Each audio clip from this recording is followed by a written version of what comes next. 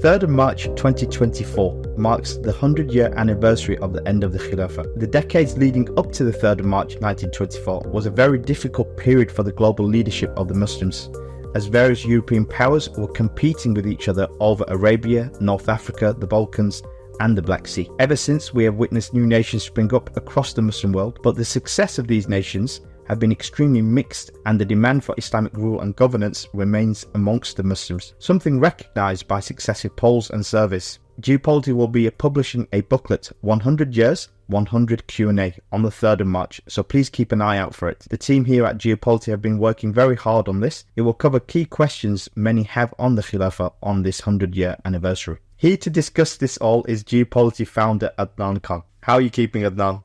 I'm good, Yusuf. I'm good. How are you doing? I'm good, thank you. Now, many people may look at this podcast topic and ask why this matters from a geopolitical perspective. Something that took place 100 years ago, what bearing does it actually have on global competition and geopolitical struggle today? Okay, Yusuf, so I think that's probably a good question to begin with, actually. This topic's important. It's important for Muslims. Muslims comprise 2 billion people in the world. That's 25% of global population. And what's happened to this sizable population in the world, where they stand today, how they've got to where they are, is actually very important. And it actually does have implications on global geopolitics. So what happened in 1924? What subsequently happened then? What has evolved? The impact it's had on the Muslims? This actually has an impact on the world. That's why actually having some understanding of this is quite important. Now, the Khilafah in history, why most Muslims still have this demand for the Khilafah today. Fact that the majority of Muslims today are not Arab. Arabia was the birthplace of Islam. This is something significant as well. The fact that we have multiple ethnicity, tribes and people who consider themselves one nation, one ummah. This makes it a very important discussion.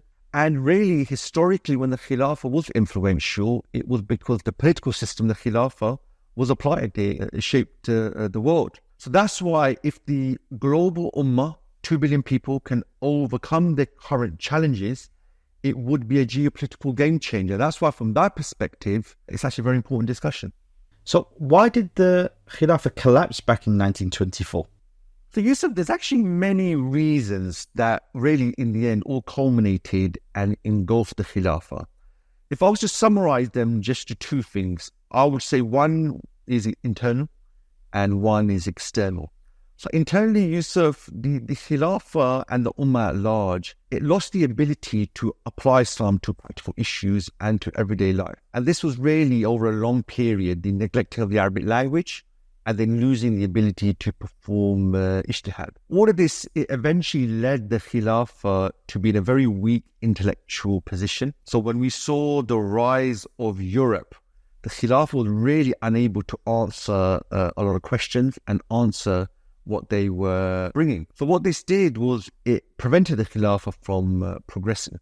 And then externally, I would say, Yusuf, when the Industrial Revolution took place, Europe, it basically went on steroids. We find they went into fifth gear. They went and colonized the world. So really from the 17th century, Europe, it came to the Middle East, it came to the Muslim world.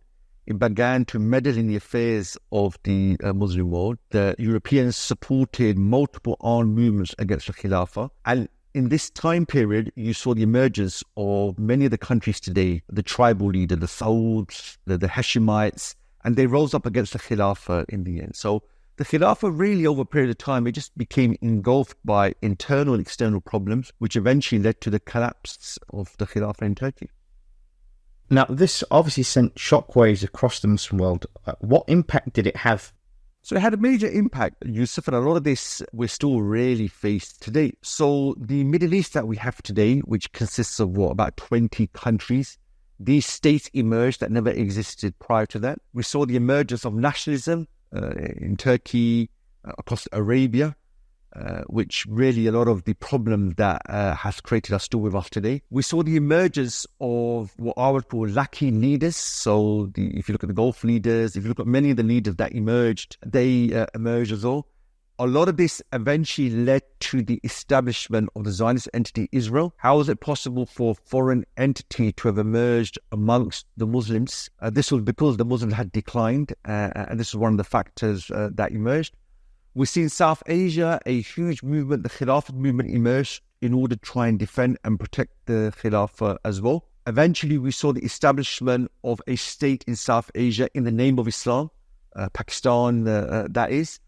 On the other flip side, Yusuf, we see the emergence of numerous problems, economic, social, governance, and these have really only got worse. So without centralized leadership, what we find is the problems the Muslim world have, a lot of them are still with us today, and they've really ballooned into multiple other issues. Do you think there's still a public opinion for the Khilafah in the Muslim world? Successive surveys, polls, research over the last few decades all show one thing, that there's a huge demand for Islam to play a major role in governance, state or society. And the sheer breadth of research on this is actually very, very broad. So whilst the Muslim world has many problems, they've embraced nationalism. What you find though, Yusuf, when we look at Syria, when we look at Palestine, when we look at the Uyghur Muslims, when we look at caricatures of the Prophet Muhammad Sallallahu, you see the sentiment of the Muslims across borders is the same. It's in line with Islam. So all of this indicates that there are still many Islamic sentiments. The Muslims have many positions which contradict nation states. So this shows you that there is still a demand when it comes to identity of Muslims. There's still a major reference to Islam, and there's still a demand that Islamic governance should play a major role in state or society today. So all of these indicate that there is still a demand for the Khilafah, although yes, I would caveat that there are a lot of problems that Ummah face. There's a lot of problems in terms of how they see the future, but Muslims still feel Islam should play a major role in whatever that future is. We can't really discuss the Khilafah without a discussion on the governance models that exist. So, for example, Turkey, Pakistan and Afghanistan, they would argue that they have some form of Islamic governance, and so there's no need for the Khilafah. What do you say about that?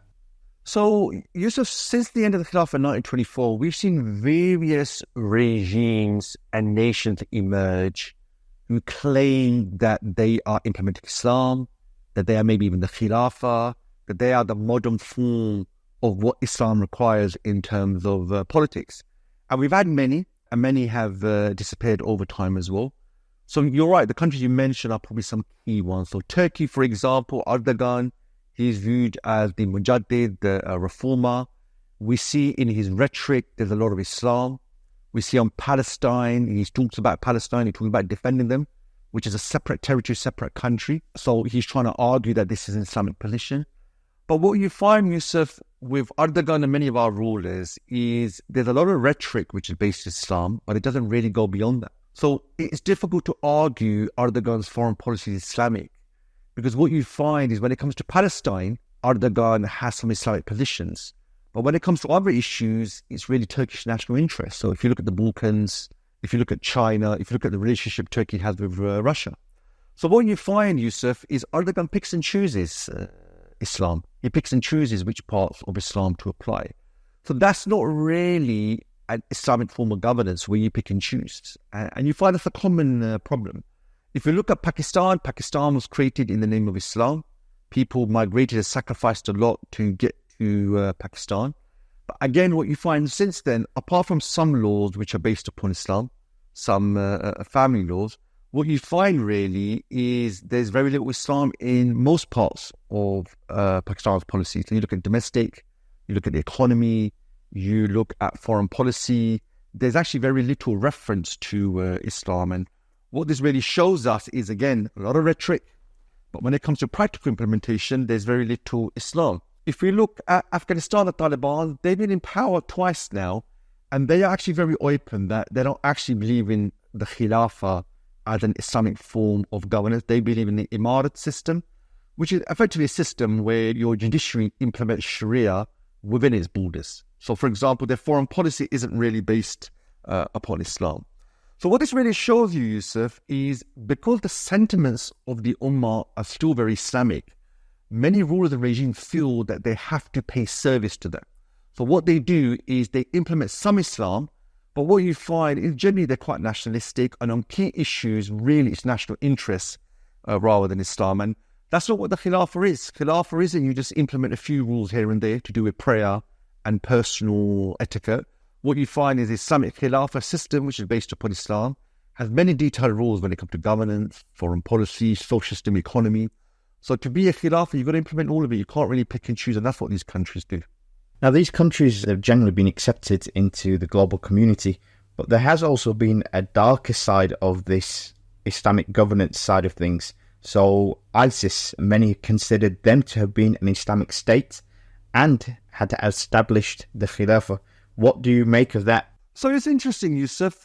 It's really the West who view ISIS as a Khilafah.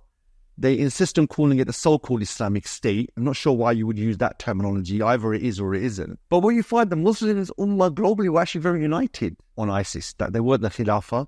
They didn't represent Islam. So you find that whilst there may be divisions amongst the Ummah when it comes to many other aspects of Islam, on this one, they were actually united. And I think, Yusuf, if you just have a brief look at how ISIS emerged and what they did, many Muslims can't see where the Islamic rule is. ISIS had very sinister origins. They were all in an American camp during the Iraq War up to 2008, 2009. Eventually, they all went on to establish ISIS in Iraq. Then eventually, they expanded into Syria. They expanded into Syria when the uprising was going on. And rather than attack the regime, they were attacking the rebel groups who weren't too far from overthrowing the regime. So you find again and again what ISIS did, it did many things which stopped the revolution, which got in the way of the revolution, rather than help it. So ISIS really is not viewed as an Islamic state or any form from amongst the Muslims. And in fact, it's one thing the Muslim Ummah is unified on, despite all the many differences they have. Okay, so if you're saying that ISIS are the Islamic State and these countries, Turkey, Pakistan, Afghanistan, etc., they don't represent Islamic governance, there's a lot of questions about what is Islamic governance, what is the Khilafah. So if I could get your answers on some of these questions, just so that the audience has a picture of what the Khilafah would look like. So first of all, looking at governance, what would the governance of the Khilafah be? Okay, so the Khilafah is a unique system of governance. It's based on the Islamic text. That's what makes it unique. And much of the details of the Khilafah system, they're taken from the actions of the Prophet ﷺ and the Sahaba after him. So the Khilafah, it executes the Islamic system of governance where Allah subhanahu wa ta'ala is sovereign, is a supreme reference, which is different to the West. And it's where the authority is with the people to appoint their ruler. So the Khilafah is also, and this is critical, it's independent. It's an independent nation, and it carries the Islamic message to the world. So this is very different to the countries we have today. So the Khilafah has institutions, it has governors, it has departments, it has a judiciary, has a state treasury, and it has the Ummah's council as well. So what probably makes it unique is the fact that it's based upon the Quran and Sunnah. That's what's different from every other model out there. So if you look at democracy, if you look at what we had in terms of communism in the past, they were all based on a different view towards life, and that's what makes the Khilafah unique. Now, you said that the people can choose, has the authority to choose who the Khalifa is. Who will be the Khalifa? And when you say they have the right to choose, would it be like an election? So there's a very basic criteria for who the Khalifa is, and this comes from the Islamic text. And the Khalifa really has to be Muslim, has to be male, has to be mature, sane, just, and capable. Anyone that fulfills that criteria can actually stand for the post. Unlike many of the Muslim nations today, Islam actually encourages a culture of meritocracy, whereby a person, regardless of their financial, political, family background, can legitimately assume leadership. So practically in the modern day, what that would mean is anyone who's working for Khilafah, as long as they meet these conditions, they can become the Khalifa. Obviously, because the Khilafah has not been around for 100 years, the obligation really is to establish it. Subsequent to that, there will potentially be elections. The Ummah needs to elect a ruler. And who has the popular will? There are many, many different ways we can identify that. Election is merely one way. So when we say the Ummah has the right to appoint a ruler, it is literally that. The Ummah appoint the ruler in order to implement the Islamic rules. You said everyone will have the right to vote. Will women have the right to vote? Yes, everyone has the right to vote. So everyone includes the whole society. The society consists of men and women, and women will play a central role. They have the right to appoint the ruler, just like any man as well. That's very interesting, actually, because obviously in the UK, women didn't have the right to vote till the early 1900s, whilst you're saying in the Khilafah, they had the right to vote for over a millennia. But what role will women play in governance and in life in general? So, I mean, just a caveat here, Yusuf, it's unfortunate we actually have to discuss this because, obviously, as you mentioned, for a long time, women had no rights across the world. And what you find is in the Muslim world, unfortunately, due to the lack of development and the chaos, you find that women are stuck in the middle. On the one hand, they want to be free. On the other hand, they don't really get to play a role. Now, Islam actually gave numerous rights and responsibilities to women at a time when no such rights and responsibilities existed. So Islam, it defined the role of a woman in society, and it permitted her and encouraged her to play a role in public life. So a woman has every right to elect the ruler. She has every right to take positions in government.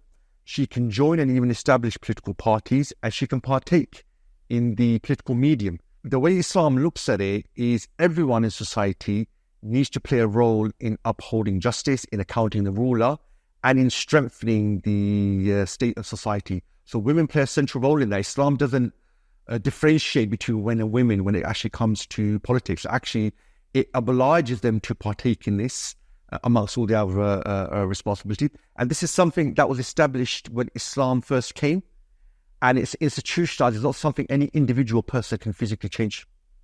Okay, going back to the Khalifa himself and the Khilafah in general, what kind of government will this be? And would we be able to hold them to account? Because we find in many of the Muslim countries, you can't really say anything about the ruler. Would it be like that, or would it be an accountable governance? So the Khalifa will not have any luxury of being granted immunity from prosecution, like many of the rulers, unfortunately, that we have today across the Muslim world. The Khalifa is not able to dismiss or appoint judges based on political convenience at a time of investigation. Now, this is something the scholars throughout Islamic history have spent a lot of work researching, and there's a lot of literature on this. And what we find is that Islam actually has built in and established rigorous measures of accountability. And probably the main one of this is we actually have a court in Islam called the Court of Unjust Acts. And this court deals with all issues and complaints to do with the people and the government. So that's the ruler, his governors, everyone. And although we call it the Court of Unjust Acts, it's really an agency. And the reason why I say that is, in a court, until you don't bring a court case, there's nothing for the judge to do. There's nothing for a jury to do.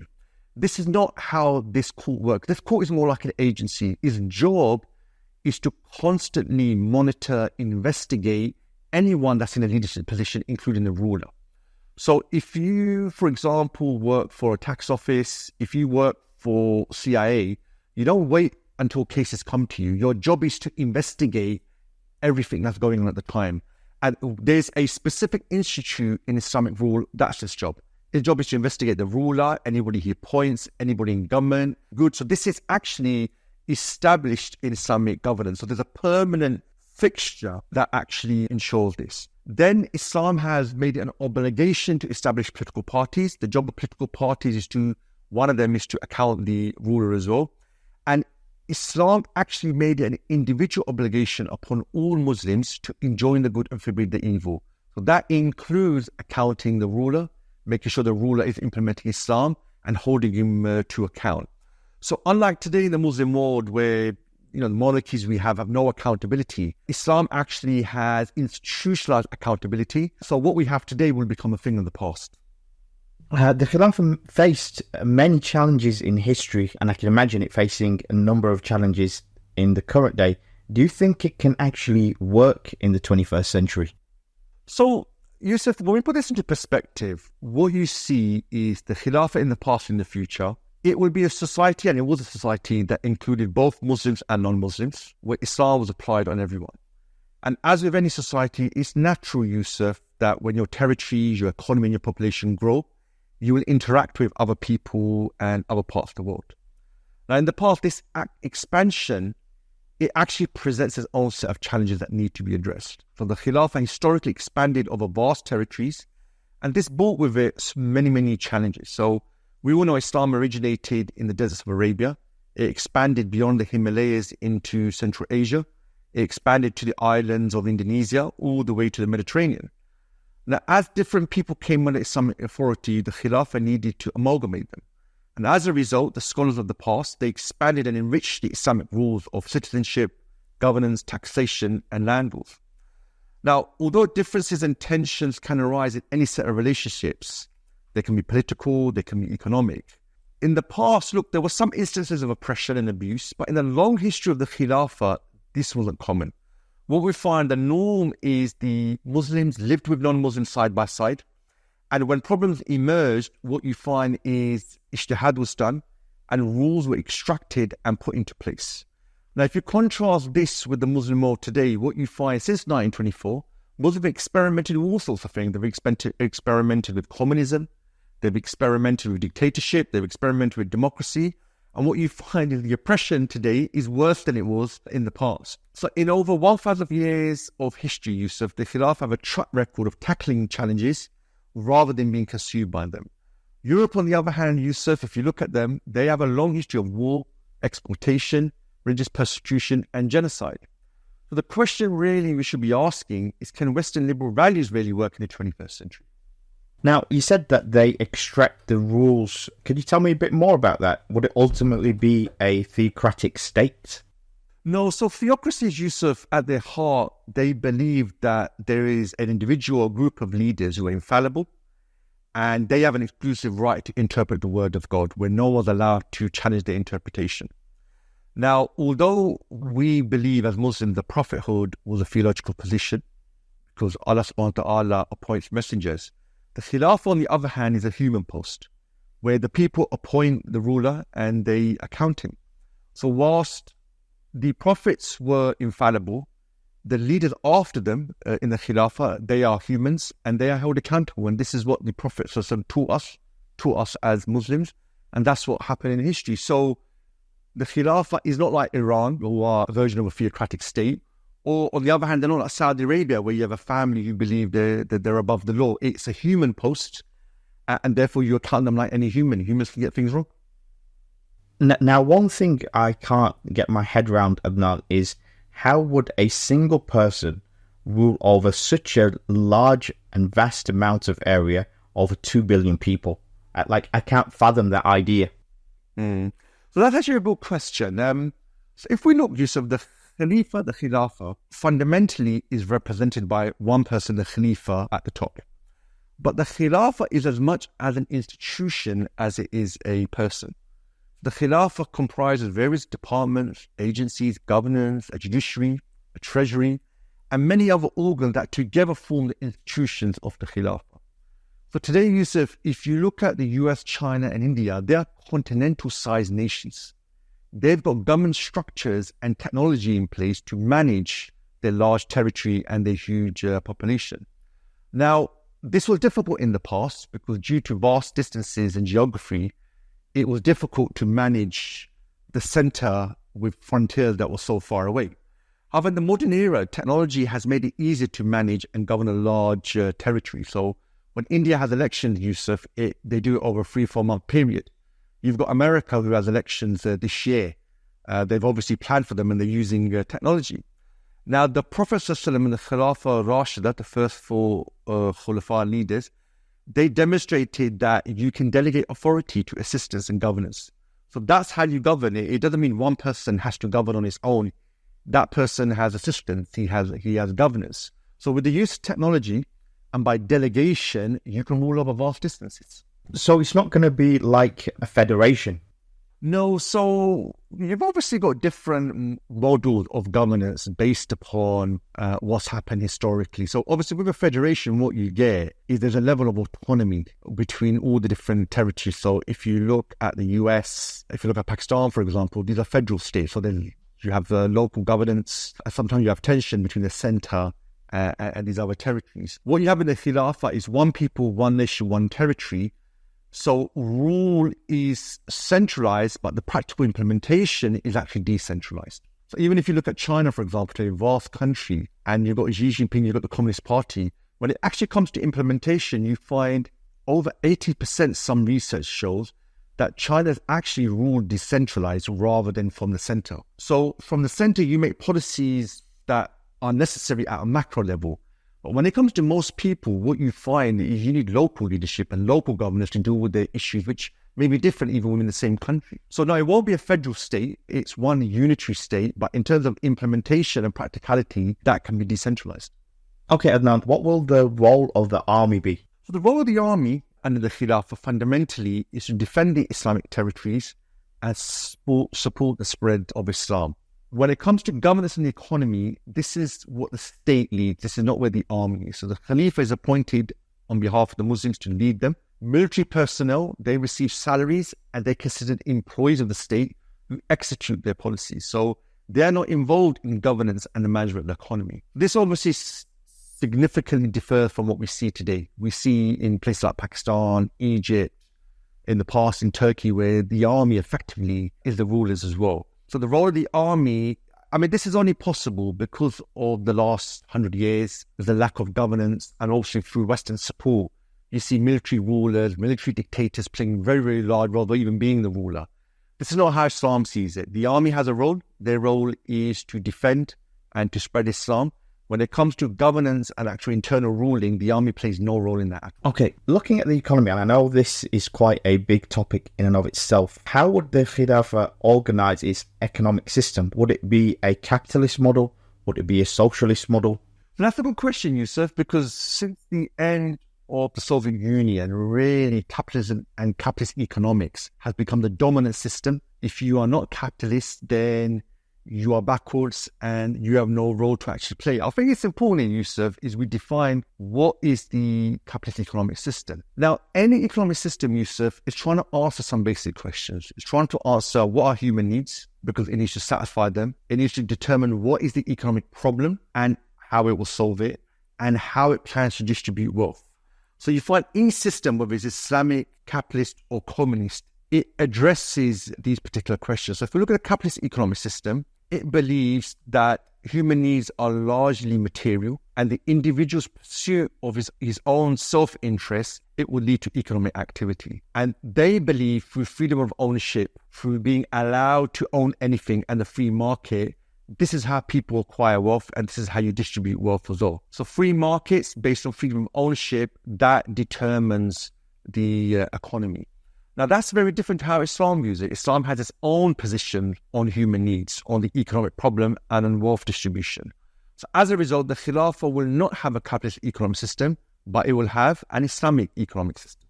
I'm not too sure about that, because do you think it will be able to compete? I mean, if we look at capitalism, it's had a very successful economic track record. In fact, even China has had to move away from their communist economic system and adopt more of a capitalist hybrid sort of system. Will the Khilafah be able to compete? So capitalism really has claimed universal victory after the collapse of the Soviet Union in 1991. However, it's 3 decades later, capitalist nations are facing various economic problems that can no longer be ignored. So capitalism definitely has succeeded in creating vast wealth, but experts now acknowledge, Yusuf, that capitalism's biggest failure is the fact that it's not done this in any equitable fashion. So the Western world, where capitalism originated, has the worst wealth distribution statistics, and many in the West can actually see the system rigged against them.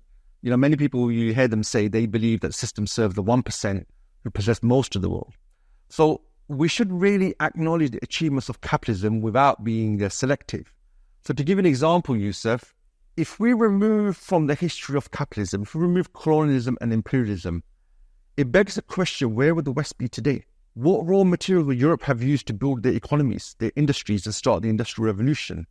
We can't ignore the fact that capitalism's success is built upon genocide, murder, plunder, and enslavement of much of the world. So the British Empire, where industrialization first happened, if you take away their imperial adventure in India, would the Industrial Revolution really happen? Because the raping of India is how they funded the Industrial Revolution.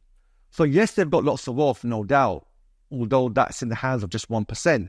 But you'll find a lot of the wealth, a lot of the materials in origin came from their colonies.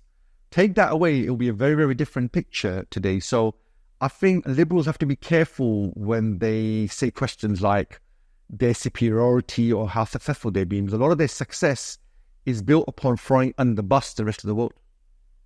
Okay, so now tell me some of the key features of this economic system, because I don't think many people will understand.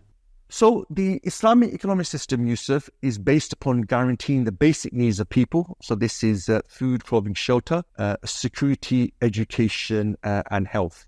And this is achieved through clearly defining public, private, and state ownership. So unlike the West, who chop and change what is public and what is private in Islam, this is clearly defined. So you find, for example, Yusuf, any resource which is necessary for society to exist, such as water, gas, electricity, these cannot generally be privately owned. These are public property. So these are owned by the people as a whole and they're administered by the state for them. So in the UK, Yusuf, we've had a lot of problems over the last few years of energy prices, of companies making lots of profits whilst people are struggling to heat their homes.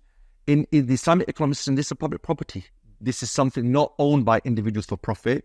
It's owned by the people as a whole and administered by the state. The other thing about Islamic economics, Yusuf, is person-centric rather than wealth-centric. So what that means is wealth is seen as a means to satisfying one's need, not an end in itself.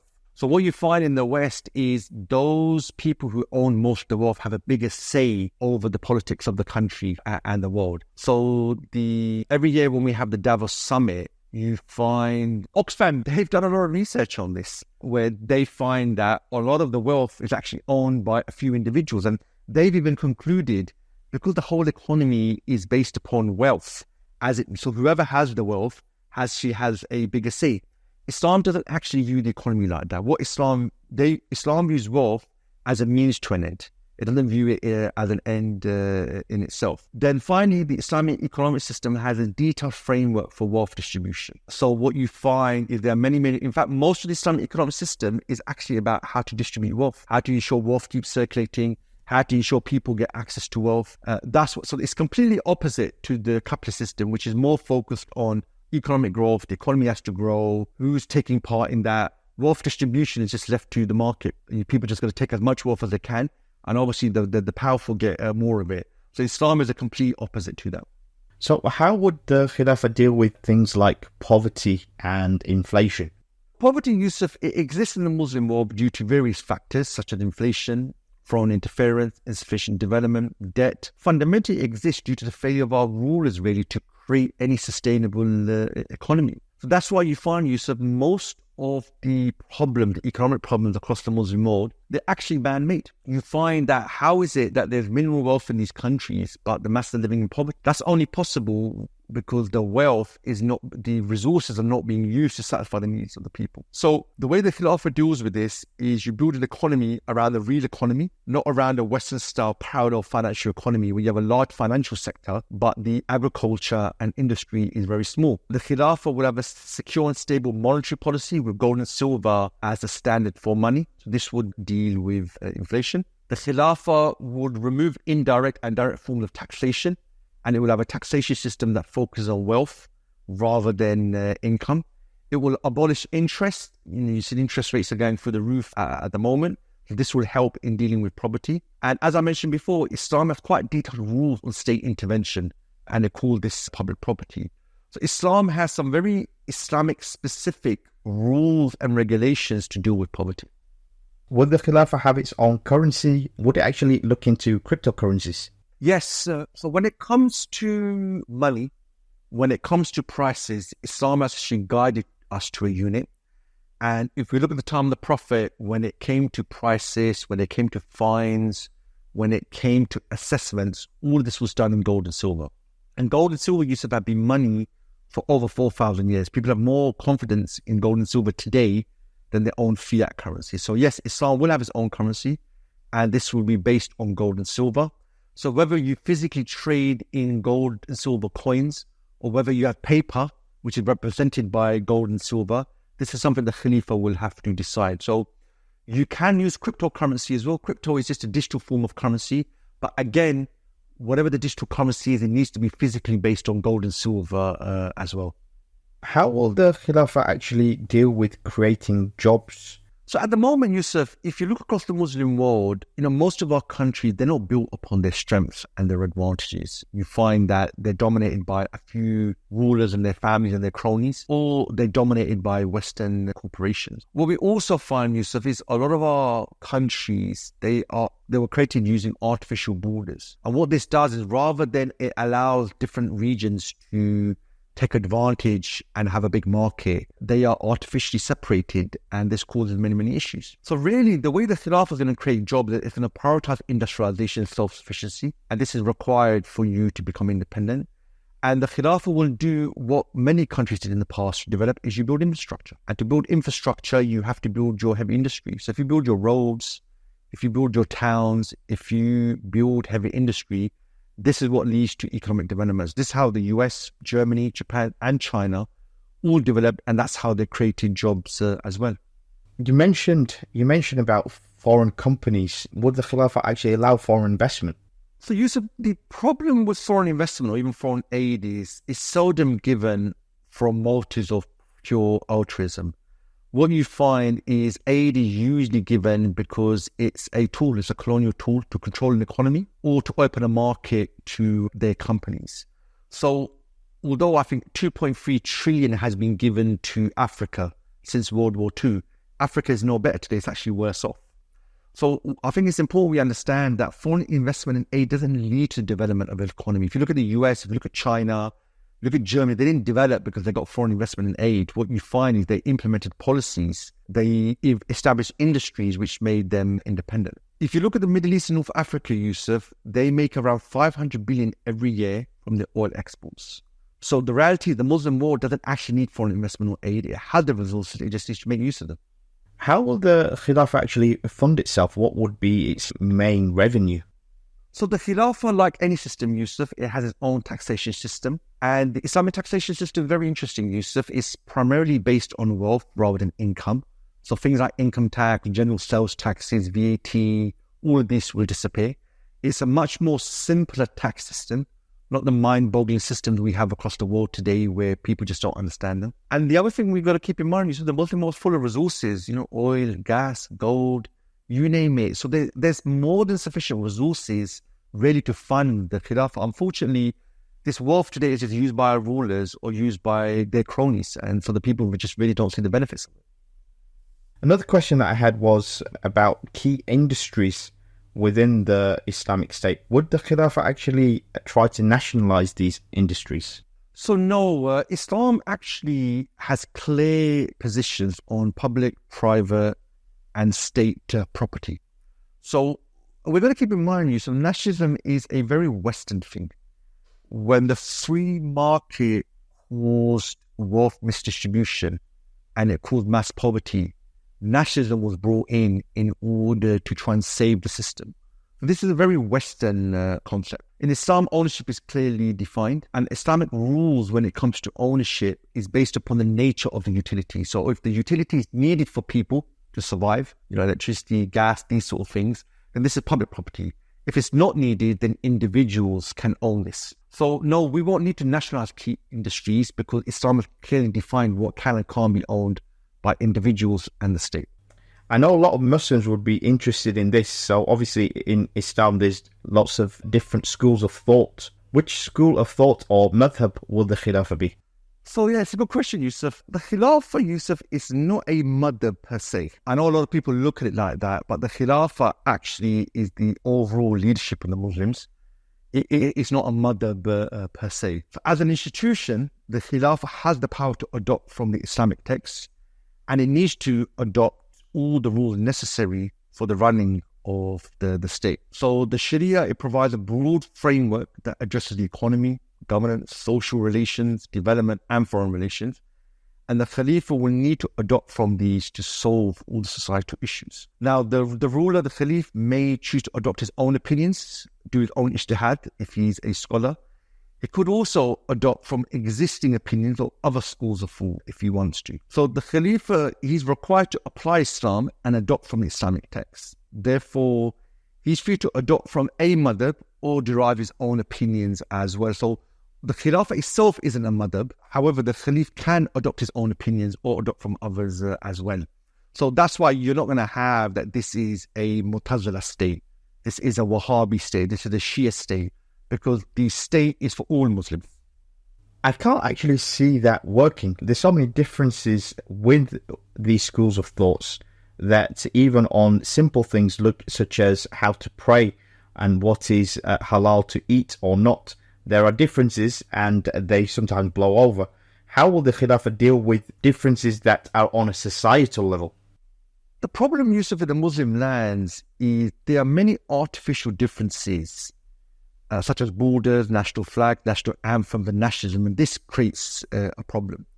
So you find that differences don't exist over the beliefs. So, for example, the fact that Muslims pray, the fact that they fast, there are the differences over this. But the differences are over artificial minor actions and opinions. Now, problems arise when there's no mechanism or legitimate authority to deal with these differences, particularly when these relate to society or public life. And this is what usually leads to confusion and conflict. So what the Muslim world needs is to be the unifying force. There's 52 nation states in the world that are Muslims, but they can't actually create this at the moment. So the implementation of Islam, when it's actually applied, that will actually act as a strong unifying factor, and that will transcend all these artificial differences of, border, the national flags and things like that. Unfortunately, Yusuf, the Muslim rulers play on such differences to keep the Ummah divided rather than unifying the Ummah. And one of the reasons, Yusuf, or one of the hikmah, the wisdom behind having a Khalif, having a ruler, is that his job is to adopt and unify the Ummah and solve these disputes.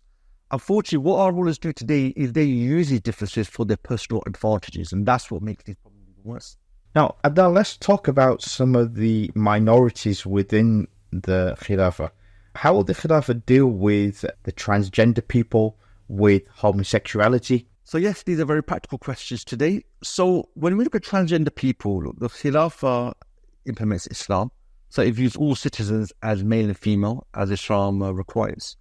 The Khilafah will apply Islam on society based upon the gender of the people at the time, irrespective of what took place before the arrival of the Khilafah. Now, this is really a problem, Yusuf, of the West creation. Because of their views on postmodernism, because of their views on liberalism, they view gender just like identity. You can change your identity, you can change your gender like your identity as well. So that's why, rather than your gender being based on biological fact, for them, gender is whatever you believe it is. So you can chop and change your gender, or you can even be fluid. That's not how Islam views it. So when the Khilafah emerges, it will deal with people on what their gender is at that particular time. Now, I know there's a lot of talk about equality, protecting minorities, but these are all politically motivated discussions. These are all politically motivated debates. These have nothing to do with actually taking care of people's needs. You mentioned homosexuality as well. Everyone knows this, Muslim, non-Muslim. Islam restricted sexual relations between men and women and within the institution of marriage. Therefore, Islam doesn't permit sexual activity between the same genders. And if anyone's found guilty and proven in court, they will be punished.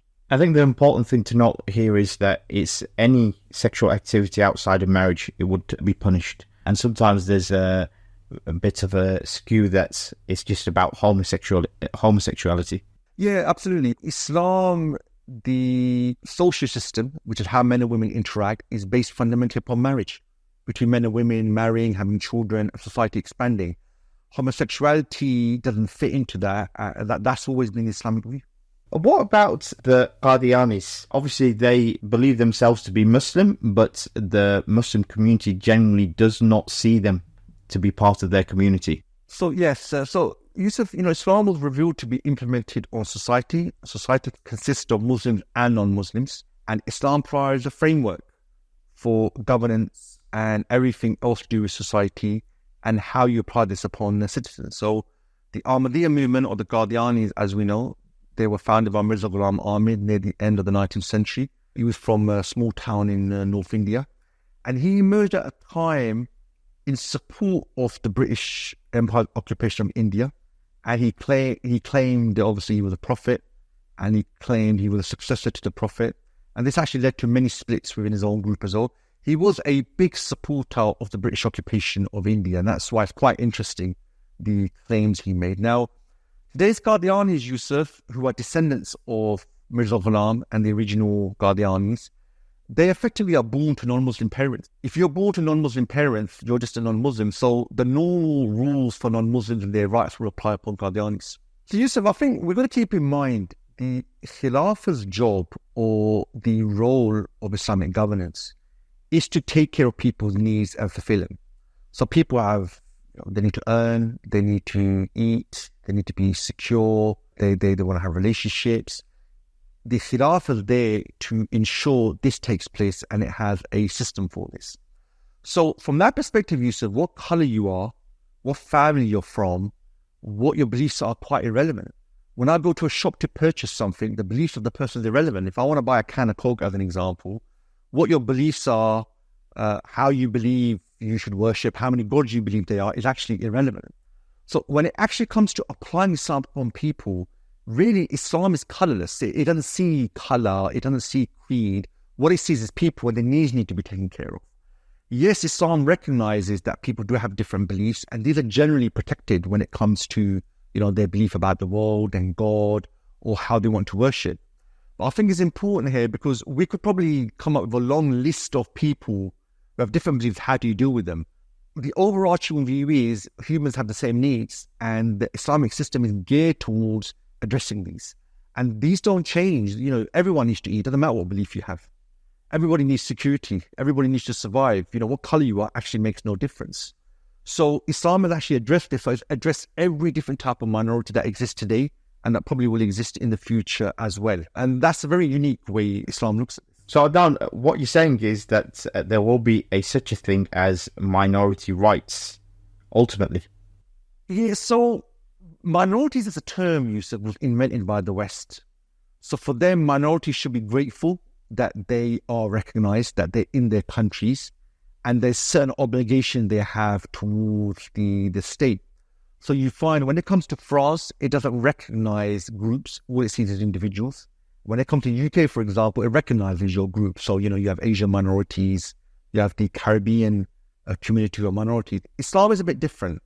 Islam views minorities as, or non-Muslims as demise, and this demise means covenant.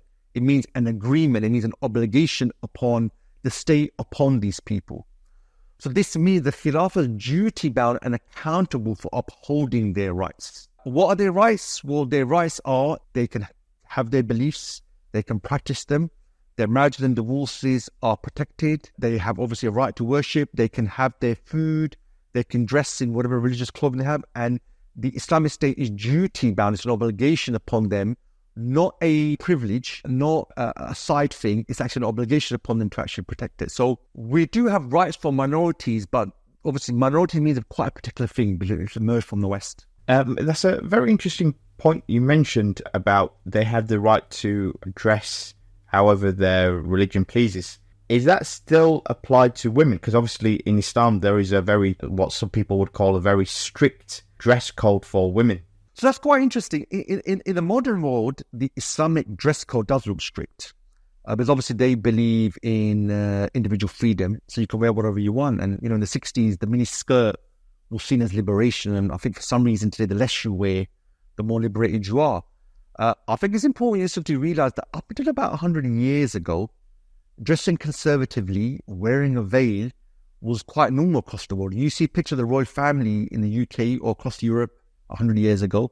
You look at Christian women, you find that generally they should dress modestly. What we have today is really a modern thing, which has only emerged over the last 100 years or so. Now, the Khilafah, Yusuf, it will only enforce an attire for women that is decisive from the Islamic text. And according to the Islamic texts, Muslim women in public life, they are required to cover their entire body except for their hands and face. Now, beyond this, there's scholarly difference of opinion, and the Khilafah won't really get involved in that. When it comes to non-Muslim women, they can generally wear what they want within the framework of the Sharia. Now, what that exactly is, the Khalif will have to adopt at the time. But the Khalif won't prescribe a particular type of clothing for them. Now, this begs a question, because for a lot of people, they will look at this and they see this as the state interfering in the private life of individuals. But when you're outside on the road, that is not private life, that is public life. And it's the job of the state to regulate public life. So where the West have a different view towards this, liberal societies have a view, it's all about the individual. In the public sphere, this is the realm where the ruler is. Now, Yusuf, if we were having this discussion 100 years ago, this wouldn't even be a question. Because everyone dressed modestly. What we have today really is what's evolved after the last 100 years because of liberalism. Okay, let's move on to the foreign policy. What is the foreign policy of the Khilafah? Would it try to propagate its view? Would it be expansionist? So the Khilafah's view towards the world is no different to what the European view is, and it's no different to what we saw during the Cold War, which is the Khilafah is a particular system. It is a system where it will be propagated and carried to the world, and every country that had a system in the past has done that. Currently, Yusuf, we have an interesting scenario that despite democracy and capitalism and liberal values dominating the global order, people have had enough of that order. People believe the order doesn't actually work for them. People believe we need a different order today. So when it comes to spreading Islam, Yusuf, this is seen as a political action. So the strength of your economy, your military, your technological development, how you take care of society, this plays a crucial role in attracting other nations. And Islam will do this no different to the way the West does it. When the West invaded Iraq to democratize it, what was it doing? When it invaded Afghanistan and it occupied it for 20 years and it put a regime in place, what was it doing? When the Soviet Union collapsed and Eastern Europe was invited to join NATO and the European Union, what were they doing? They were expanding. So this is normal. This is what everyone's done throughout history, and Islam will do the same thing. So how would the Khilafah actually deal with powers such as the US or such as China, who is actively oppressing Muslims? So Yusuf, when we look at the US today, America's power is largely a mirage. The Taliban, they defeat the US after 2 decades of occupation in Afghanistan. You find, Yusuf, if you go back to 2008 to when the global economic crisis happened, the Arab world wrote a check of $220 billion bailing out the US during the crisis. What you find, Yusuf, is all the ace casts today, the mineral resources, strategic location, they were all in the Muslim lands. Unfortunately, the Muslim rulers just don't utilize them. The main thing is most of the rulers in the Muslim world are lackeys for America. So they need to be removed. You remove them, you remove American bases, there's very little America can do.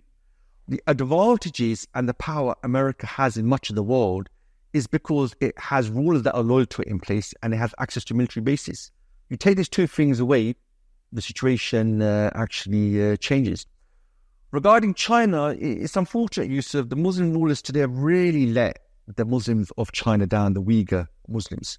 They're too busy looking at China's economy and economic deals rather than the oppressed people. China, Yusuf, is always had a difficult relationship with other people. It's always had problems with people on its periphery. The Khilafah in its relations with China, it's got several options to deal with the oppression of Uyghur Muslims.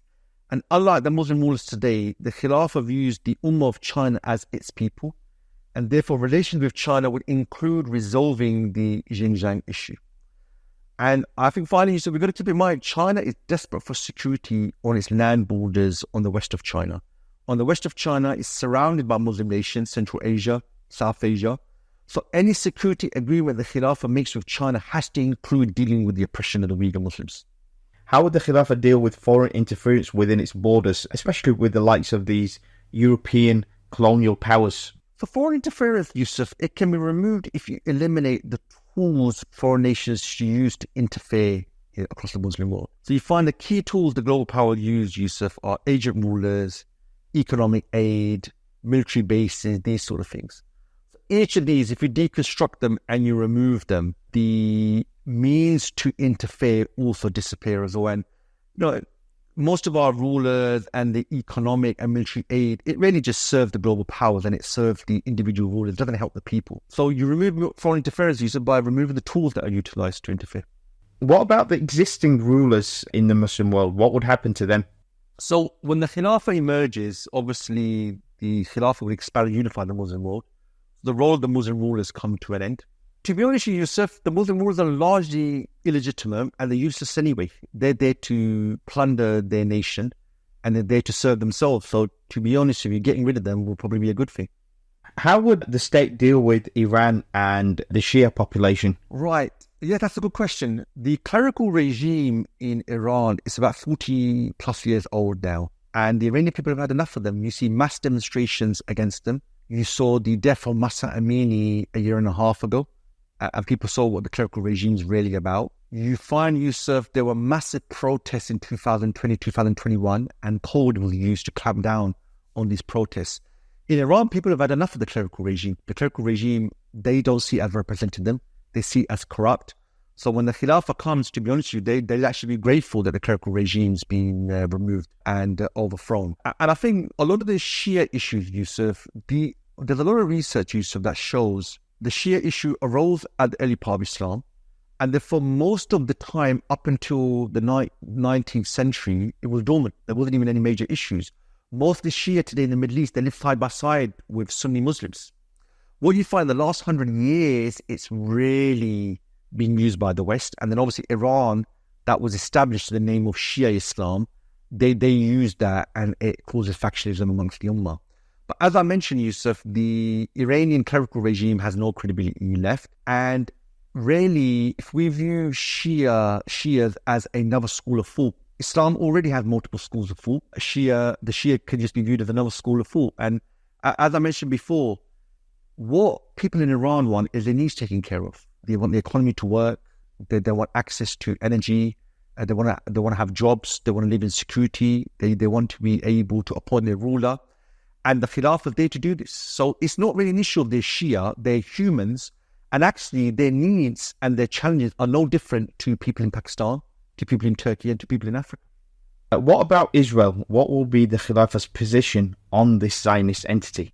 So the view of Muslims, of Palestinians, and many other people is Palestine is occupied land where Muslims, Jews, and Christians resided for over a millennia side by side.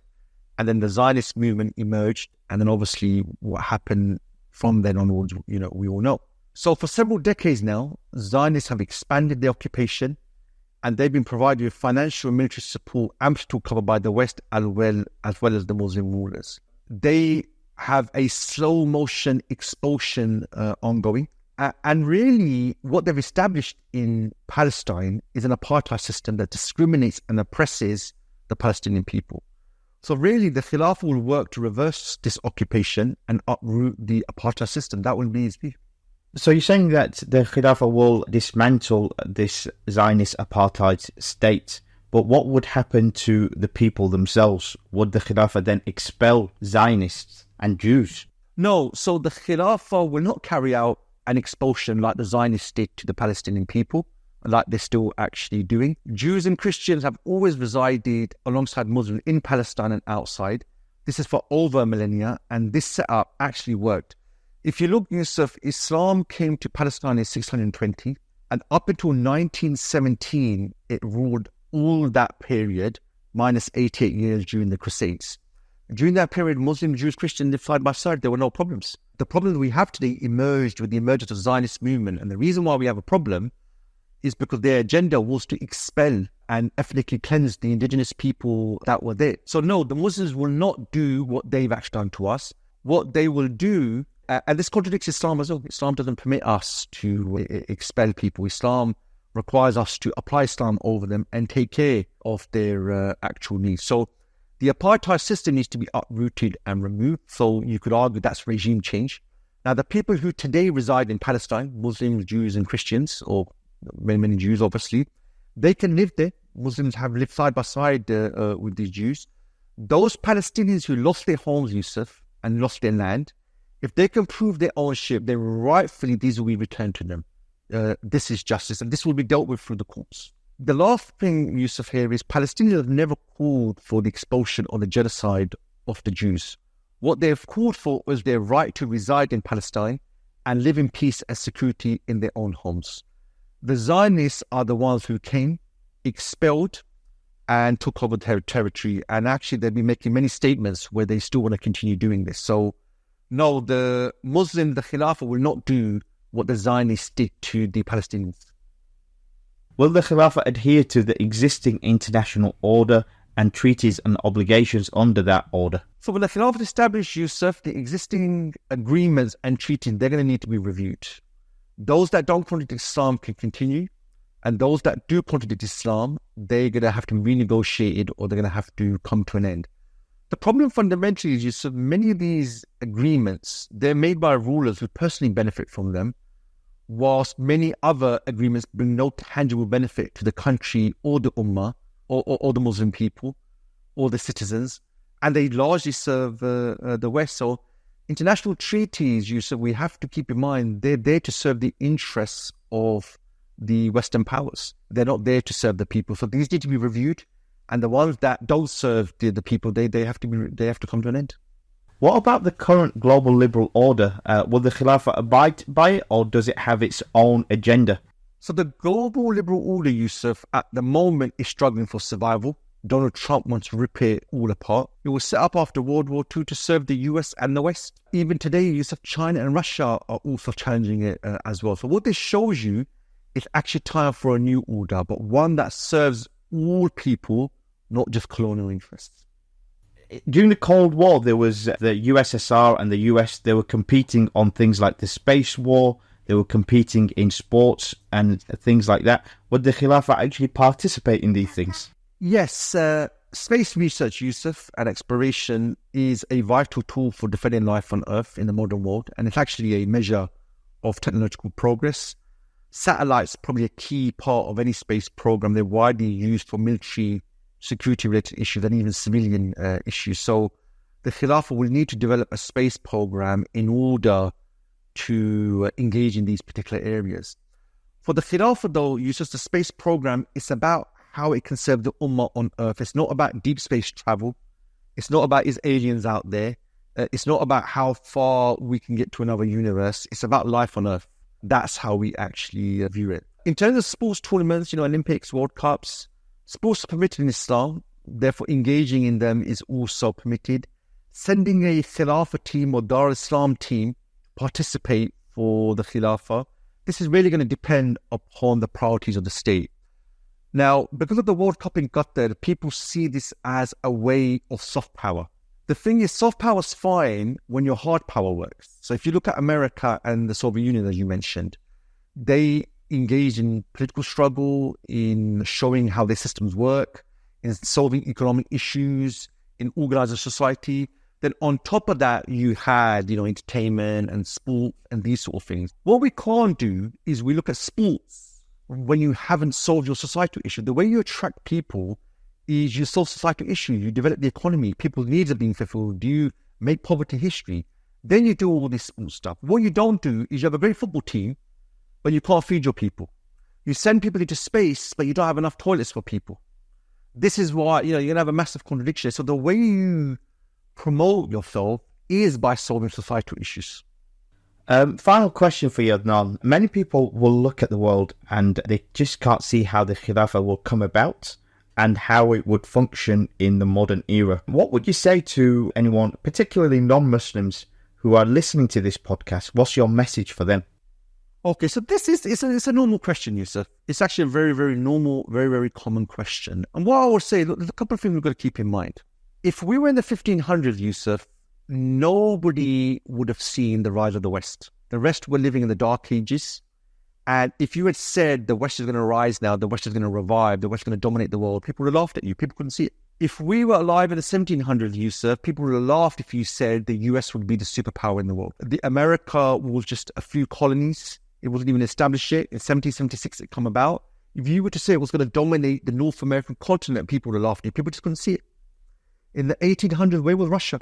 Russia was this poor, barren country, and it had very little resources.